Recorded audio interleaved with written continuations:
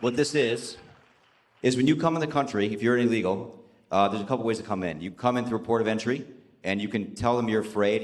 They'll give you an asylum case. You'll get an interview. Then you get in.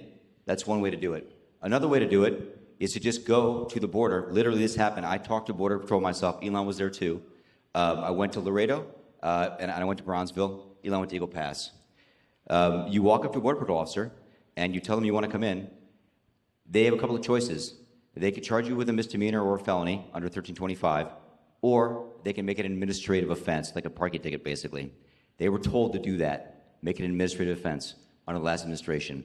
And then you go walk across the border. They do what's called a release your own recognizance, and they give you an NTA, a notice to appear, which is to appear to judge. The wait times on judges are like average 6 years. Look at Grok, you'll see it on immigration judges. There's only 700 of them. This is 5.5 million people, okay? So what happens then? Once you're in the country and you got asylum through one of these pathways, and we map the whole thing out, you can apply for a work document. You file a 765, it's the work form. You get this form called the 766, that's the authorization, and then Social Security Administration automatically sends you in the mail your Social Security number. No interview. No ID.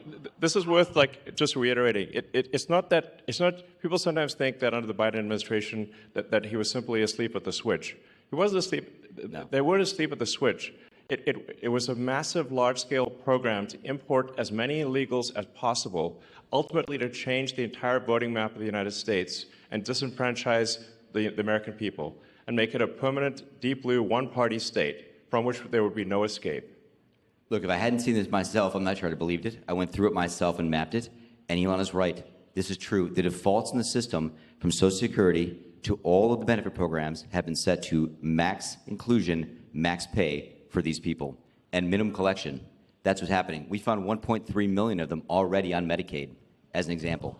We've gone through, on every benefit program we went through, we found groups from this particular group of people, this 5.5 million people, in those benefit programs.